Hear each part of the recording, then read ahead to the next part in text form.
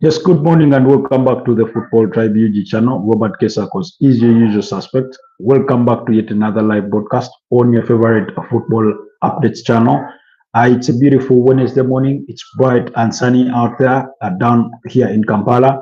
I hope every one of you is doing well. Um, I hope you're having a wonderful start to your Wednesday, or if you're already halfway of it. For our friends, maybe in Malaysia, is it Singapore and those regions? We do. We hope everything is well for you. Thank you, Team India. Thank you, Team UK, USA, Kenya, Nigeria, Uganda, and every single one of you out there that is following the conversation every single day on this channel, on Football Tribe UG channel. I would do appreciate your time, really, really so much. So once again, we are back this beautiful Wednesday morning to speak more sport, to bring you the latest, to discuss the latest, the very latest from the world of transfers, from the world of sport. We will discuss that, the transfer speculation and gossip that is making the rounds. Manchester United have left out 4 players from out of their preseason squad as they traveled out to the USA. So we will get to discuss that and a lot more and a lot more. So just having our audios tested before we get into the thick of the conversation this morning. Because then also maybe we'll get to speak once again about Victor Gyökeres. We will speak about Yohan Wissa and every single individual out there that is trying to make a move in as far as the transfer window is concerned. I want to send my special shout outs to people like Phil, people like Mariam, people like Nova Bro, people like Jonas, people like LFC, people like Agafanov from Russia, and every single one of you that was part of last night's podcast. Thank you for making it worthwhile. To all our new community members, the new subscribers, thank you so much. We do appreciate you a great deal, and we hope you enjoy your stay with us. I hope you continue to support the channel. You continue to like, share, and subscribe to the channel. So, for those of you that are just joining us this morning, my name is Robert K. Sakos, and I'm coming to you live from Kampala, Uganda, at this beautiful morning. That is where we are streaming live from.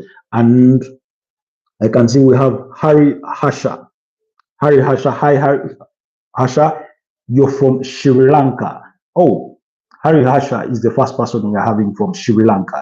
Welcome to the Football Tribe UG channel. It's a football channel where we get to speak about football. We get to speak about your favorite teams from the Premier League and beyond. We get to speak about the latest transfer news and gossip and speculation, analysis, reviews, and previews, and things in that line. So do me the absolute honor and favor and like the broadcast, but also more importantly, subscribe to the channel and help your boy Robert to 2,000 subscribers on building this community. Otherwise, thank you so much to all our new community members. Currently, we stand at about 1,412 subscribers. So please, do continue to support. Do subscribe to the channel so that we can reach that 2,000 milestone. I know we can do it. And thank you so much, Team India, for really, really showing an effort in that respect. So then, Harry Asha, also, what time is it down in Sri Lanka? Usually, I'm interested in knowing for me to try and understand some of the sacrifices that people make to be part of us on this broadcast. I know for people in the USA, right now it's nighttime. Some are going, it's their bedtime, but still, some of you dedicate some time to be with us on the channel. For people like Ashley Cabrera, people like Christine Kosi, people like Safa Ali, who we've not been with in a while, I pray everything is all right with you. I pray that you do return eventually when the dust settles for whatever it is that is keeping you away at the moment. Anyways, like I said, there's only one place to start, and that is the gigantic Manchester United. I mean, regardless of where their positions are in current footballing status, it doesn't take away anything that from the fact that they are one, if not the biggest club in world football. I would say one of the biggest because I believe the likes of Real Madrid are right up there, Bayern Munich, Barcelona, and things of that nature, really. So let's just have, but while things are not happening for them or didn't happen for them the previous season, we hope that things are going to be better. We hope that things are going to be better going into this season because they have made smart moves, some really, really smart moves in as far as the transfer window is concerned. And they continue to look to do more because currently they are looking for a striker. They're in the market for a striker. They've been linked with a potential move for Carlos Baleba. Carlos Baleba, very, very interesting character in Brighton and Hove Albion. A very industrious midfielder, young talent, deep line midfielder. He's just relentless. He's some form of a mini N'Golo Kante. If that is not too much of a praise to give, but I think he deserves it.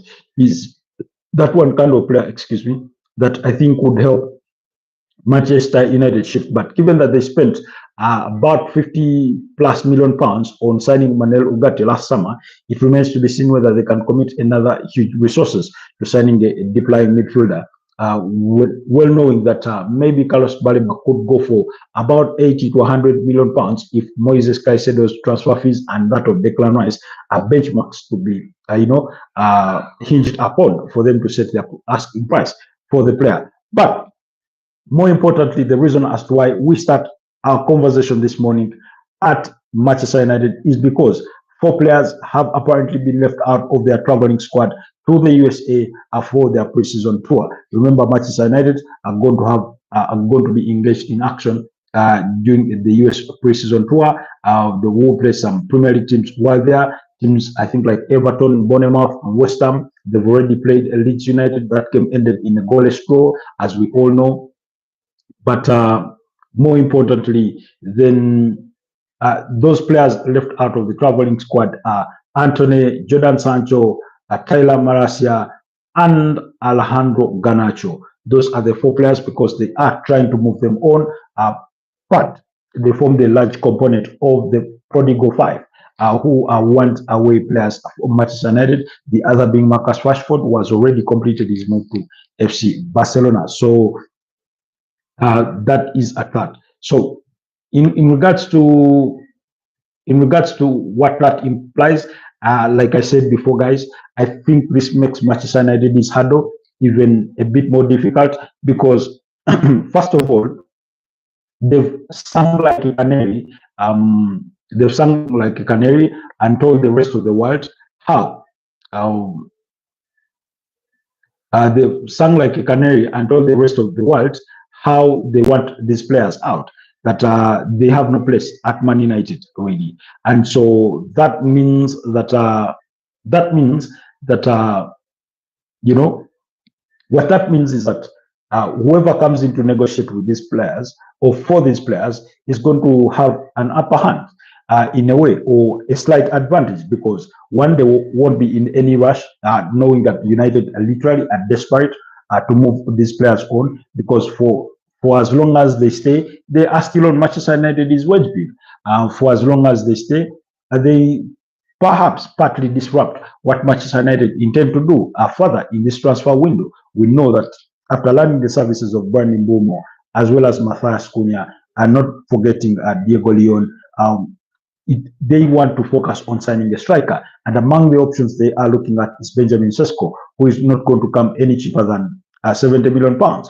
Nicholas Jackson, apparently Chelsea value him at about 80 to 100 million pounds. I do not think that is the correct valuation of the 24-year-old Senegalese forward, but it is what it is. Then players like Oli Watkins, in January, Aston Villa were demanding for about 60 million pounds when they offered him to Arsenal.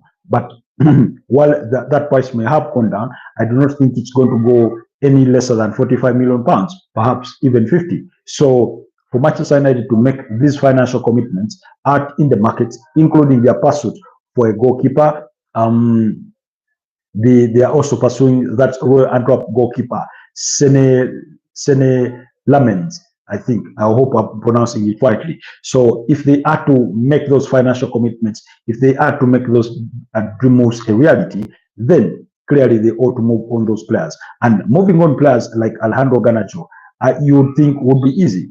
Moving on a player like Jordan Sancho, moving because these are good players. Moving on a player like Antony, you would think this would be easy, you know.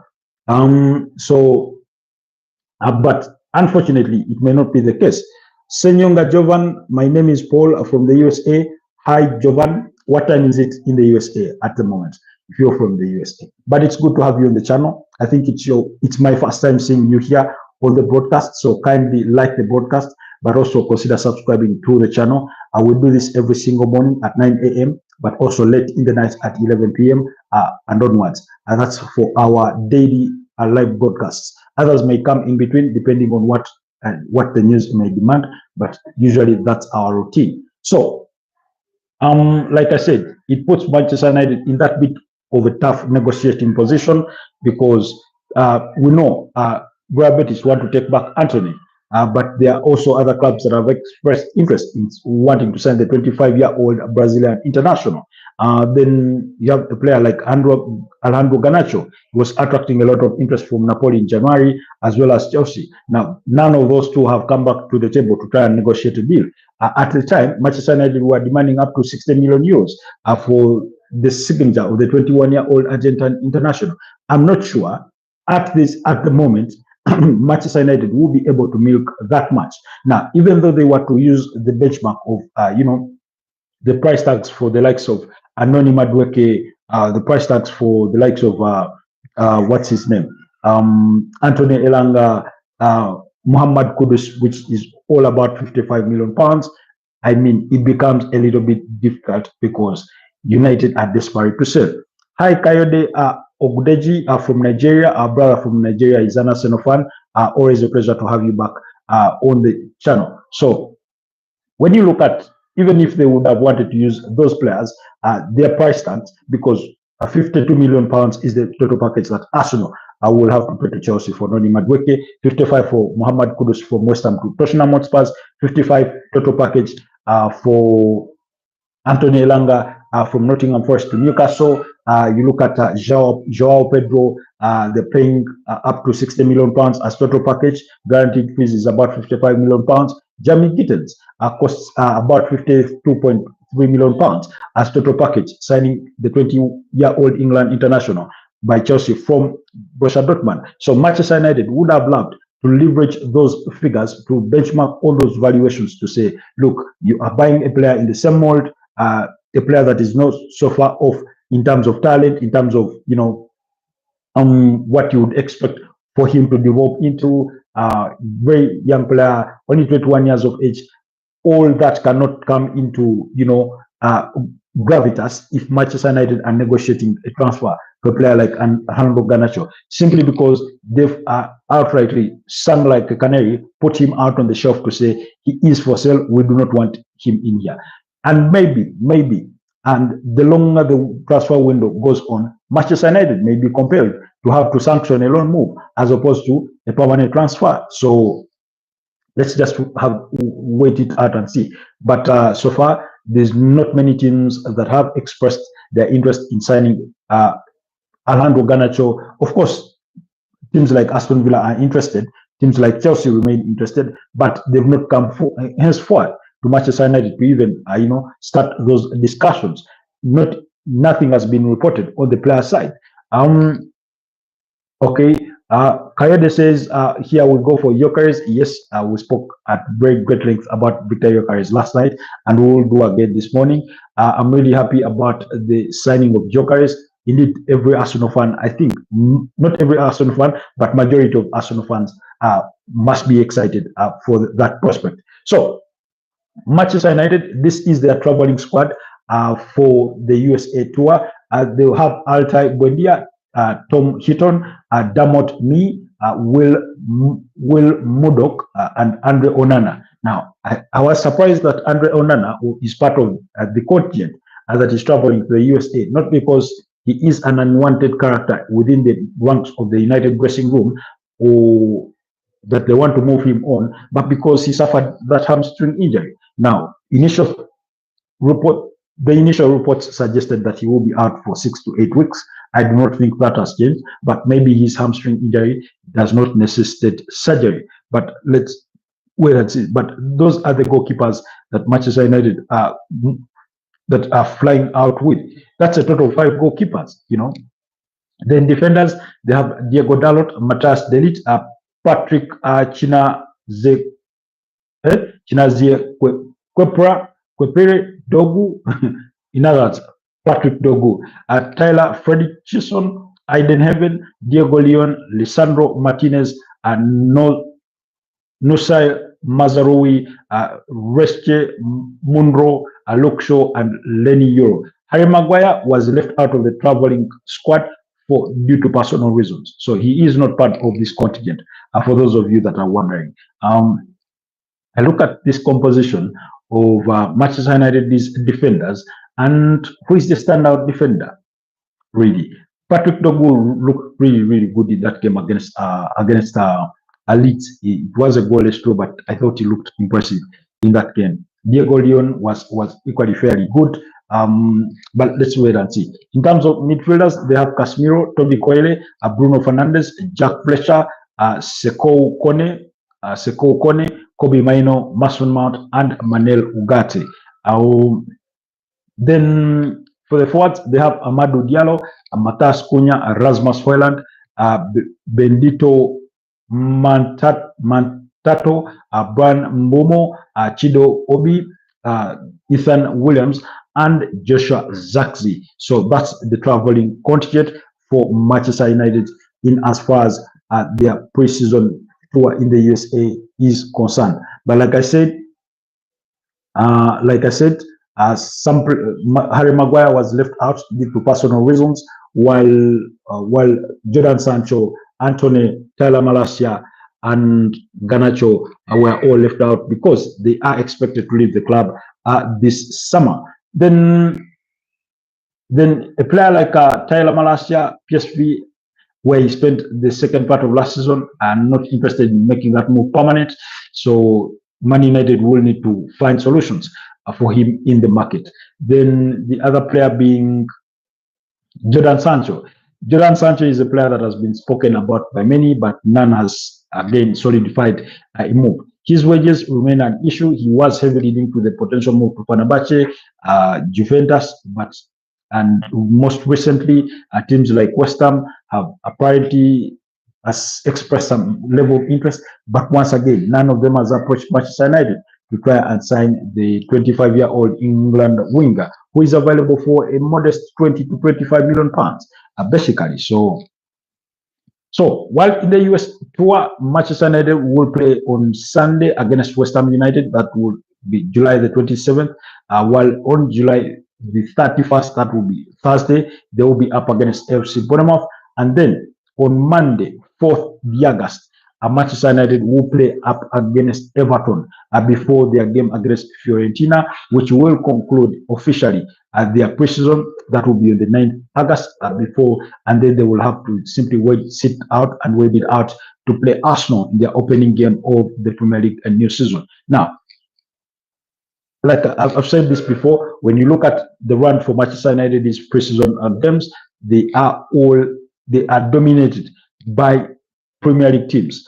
4 out of the games they are playing this preseason are versing Premier League opponents, and I think this was well intentioned by the Manchester United minders to give Ruben Amorim an even better test out versus the very opponents that he's going to be playing across predominantly the next season, because Manchester United, as we all know, are not in Europe. So what that implies is that they will have the Premier League to concentrate on and the domestic cups. So it does serve them well that they do play some of these opponents to test their abilities in that new system, which is a 3-4-2-1 kind of system that Ruben Amorim tends to often play with. So anyways, that's everything to do with Manchester United at the moment.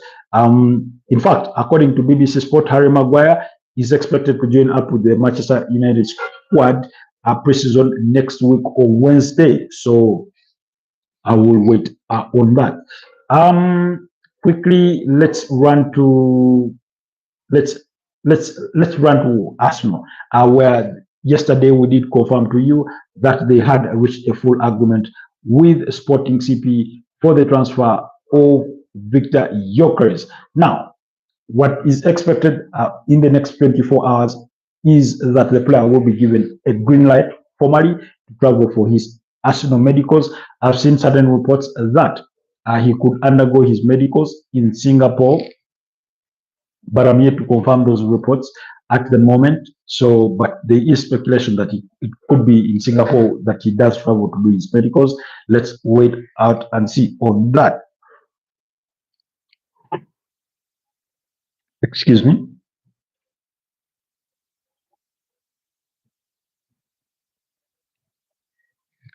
The player is expected to sign a 5-year contract, which Arsenal have already lined up. Personal terms are already agreed upon with the player side, and then paperwork are being looked over and they're being turned upside and down to make sure everything does check out before Sporting can grant the green light for the player to undergo his Arsenal medicals. They spent a couple of almost 9 to 10 days haggling over the add-ons and the kind of structure, what achievables should be inserted in that contract for Sporting CP to receive their add-ons, but eventually it looks like they got that over the line. Then the other issue, particularly to the player, I have no criticism. I really have not much against the player because he is a very, very impressive player, very industrious, good with the pressing. He's very clinical when it comes to scoring goals. It's not to say he doesn't miss chances. He does miss his fair share of chances. And then we all know his numbers: 97 goals in 102 appearances for Sporting Lisbon, 28 assists provided. That means he also is not scared to contribute a goal in the line of an assist. But also, last season, he scored 39 league goals. However, out of the 54 goals he scored in 52 games, last season, none was a headed goal. And if there is any criticism to levy on Victor Gyökeres, for me, it is his, lack of skill in heading that ball. I've watched multiple clips of him heading the ball, and it's really, really worrying. So that means Nicolas Jova will have a lot of groundwork to do with the Swedish international when it comes to heading that ball. Maybe he may need to take lessons from players like Gabriel Magalhaes, from players like William Saliba, that really, really know how to head that ball home, especially during set pieces. Then I do not know, maybe as he lands his spread, they will have to slot him in a more, to deploy him in a different kind of position compared to what Arsenal usually set up with when they are going for their set pieces. We know they love to sort of crowd the back end of the 18 yards box, depending on what direction the ball is coming from for their corner kicks, and then make that quick dash as the ball is being floated in to create that chaos in the middle of the park. So, but if that's the only criticism I have for Victor Gyökeres, is that he's just not a good header of the ball. Maybe he ought to go back and watch some Cristiano Ronaldo videos, Hernan Crespo, those kinds of players, because they are good at heading that ball home. Otherwise, total package will be worth 73.5 million euros, and 63.5 is the current increase, and 10 is in expected add-ons. Let's just wait and see when the player will get granted that permission to undergo his medicals. Then Arsenal may not be done in the transfer window, because after learning the services of Victor Gyökeres, they want to pursue a creative midfielder, and Ebeleche Eze is high on that list. However, Arsenal may need to move on some bodies within that squad before for them to create a bit of room before they make any additions. And players that are expected to move are Albert Sambilo Konga, Fabio Vieira, Alexander Zichenko, Rhys Nelson. Those are the main suspects that we do expect to leave. Additionally, it could be Jakub Kiwior. Against my personal preference, I think it serves them better to retain him. But let's wait and see what their decision will be in the coming days in regards to Jakub Kivior. Then quickly, Newcastle remain in pursuit of Johan Wissa. They are prepared to approach Brentford again for Johan Wissa with a new bid after they had an initial bid worth £25 million turned down. According to Ben Jacobs, he does expect that their next bid will be north of £30 million. So we can only wait and see. But the player is keen on the switch to Newcastle. He's excited by the Newcastle project and the promise of UEFA Champions League football. So negotiations are set to continue between the two clubs over the transfer of the Democratic Republic of Congo international player. Then Chelsea's plan is still remains that Christopher Nkunku is expected to exit Stamford Bridge this summer alongside the likes of Joao Felix. Canare Chukwuemeka is a high target for Borussia Dortmund, although they want him back on a season-long loan. However, RB Leipzig have entered that race to sign Canare Chukwuemeka. Let's see who will win the race to sign the Chelsea attacking midfielder. Then also Rodrigo De Paul is set to join Inter Miami. Atletico Madrid is set to receive a fee in the region of 15 million euros for Rodrigo De Paul to join Inter Miami. There, where you have players like Luis Alberto Suarez, Lionel Messi, Jordi Alba, Sergio Busquets, and among others. So let's just wait that one and see. Then Napoli and Nottingham Forest continue to battle for Bologna's Danny Ndoi because they all are interested in signing him. Nottingham Forest see him as a replacement for Antony Ilanga. So let's just wait and see. Then Granit Xhaka is desperate for a return to the Premier League and has already agreed to personal terms with Sunderland and has told his minders or bosses at Bayer Leverkusen that he would love a move. He would love a move back to the Premier League, and Sunderland will be his preferred destination, despite interest from teams like AC Milan, teams like Nayom AC from the Saudi Pro League. Meanwhile, Bayer Leverkusen coach Ten Hag said the agent of Xhaka can say whatever he wants, but this club has already let 3 important players go, and we won't let any more go. Granit is a leader. He still has 3 years left on his contract. That was Ten Hag speaking about the situation of Granit Xhaka. I think I've expressed my feelings before, although it was on a different team entirely. But when you're a team like Bayer Leverkusen, and last season you finished second, and you hope to compete back again next season and rival Bayern Munich for the German Bundesliga title, when you've already lost your head coach, your historical head coach that won you a double in 2024, that's the Bundesliga and the and the DFB Pokal, when you've lost Xabi Alonso, when you go to lose Florian Wirtz, arguably one of your best players, when you go to lose another exciting player in Jeremy Frimpong. And by the way, I've been impressed with what I've seen of Jeremy Frimpong so far, especially when it comes to running into that final third going forward. He really, really looks impressive. So when you've already lost those kinds of players, you've already lost Jonathan Tah to Bayern Munich. Indeed, those are one too many players. So you've had to sign a new goalkeeper in Mark Flecken. So really, when you've lost that number of players, I do not see what compels you to let go of a player who still has 3 years to their contract, unless it is to make you some money, unless the offer is really, really too good to say no to, that you do sanction a deal. But I believe with one too many changes could cost Bayer Leverkusen in the long run, in as far as next season is concerned. Then Pavis Estupinan will be an AC Milan player after a deal was struck with Brighton and Hove Albion for the transfer of the Ecuadorian 27-year-old left back for 17 million euros plus 2 million euros in expected add-ons. That is Pavis Estupinan. That deal will continue.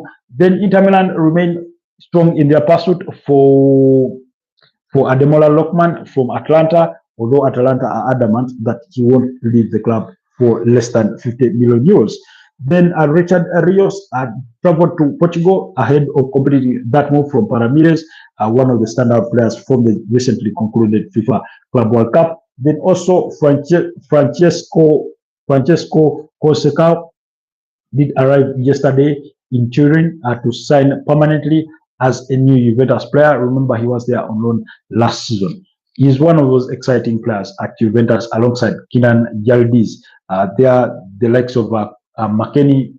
Is it called Christopher McKennie or James McKennie? But you know that American midfielder who used to play for Leeds United. So, anyways, that's at that front. Then also, we know for a fact that Hugo Ekitike completed the first part of his medical quite successfully as he tries to complete that move from Eintracht Frankfurt to Liverpool. The expectation is that after putting pen to paper on his 6-year contract with the Reds, he will fly out to Hong Kong to join with the rest of the Liverpool squad. Liverpool will be in action on Saturday.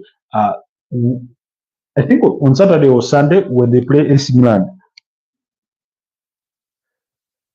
Excuse me. When they play AC Milan, after which they will play Yokohama FM during their Asian tour.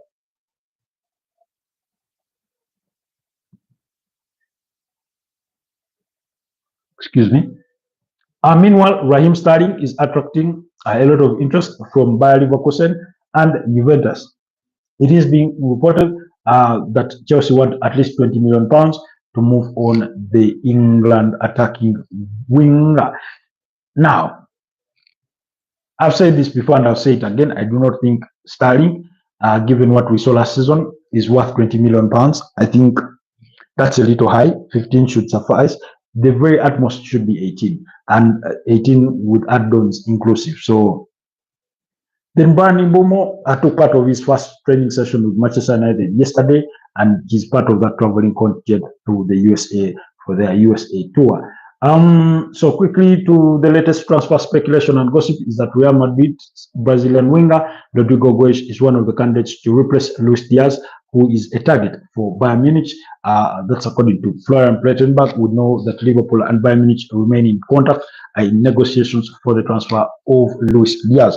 Bayern Munich want the 28-year-old Colombian international, even though Barcelona were equally interested, as they've been priced out of a potential deal for the Colombian star, who has already told the club that he would like to leave. Then apparently Alexander Isak wants 300,000 grand a week to sign a new contract with the Magpies. Currently, that's according to TalkSport. While Granit Xhaka, like I said, has already agreed to personal terms with Sunderland, with the club now in talks with Bayer Leverkusen over a fee for the 32-year-old Switzerland midfielder. That's according to the Times. Brentford, we've spoken about their rejected bid for Johan Wissa. Then Atlanta and Lazio are interested in Manchester United's Rasmus Højlund, but like I said, Rasmus Højlund would prefer to remain at Old Trafford and fight for his place in that team. Meanwhile, Atletico de Madrid have opened talks with Chelsea over 21-year-old Portuguese centre-back Renato Viega. Let's wait and see. Apparently, Chelsea want up to 40 million euros if they are to let go of Renato Viega. Everton are interested in Bayern Munich's 19-year-old Morocco left-back Adam Aznou. There, according to the Athletic, while Wolverhampton Wanderers are closing in on the signing of Fluminense 25-year-old Colombian winger Johan Arias and Almeria's 22-year-old Spanish right-back Marc Pibul. This one is also targeted for Atletico de Madrid. Then also, Everton are interested in Atletico Madrid's Samuel Lino with the Spanish club open to offers for the 25-year-old Brazilian winger. So we will keep tabs on those stories and more in regards that. But that's the latest from the rumor mill. Also, Leeds United manager Daniel Fekir says Spanish forward Mateo Joseph, 21, has asked to leave. That's according to Yorkshire Evening Post. There. Anyways, guys, I think we've tackled it all.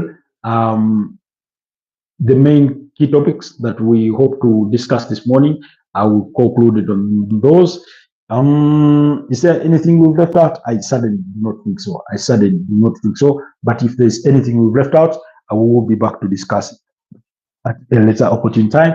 Otherwise, it's been 35 minutes into this broadcast. Allow me to wrap it here and wish you a wonderful rest of the day. It's been a pleasure doing this with you, Kaede Ogdeji, Senyonga Jovan, Harry Hasha, and every single one of you that liked the broadcast. Those that joined us but did not like the broadcast, did not submit your comments. It was a pleasure having you. I know some of you watched this broadcast after they've finished, concluded. I would not take your time for granted. We do appreciate your efforts, really. So thank you so much. Otherwise, have yourselves a blessed rest of the day, and I'll see you guys next time. Bye bye for now.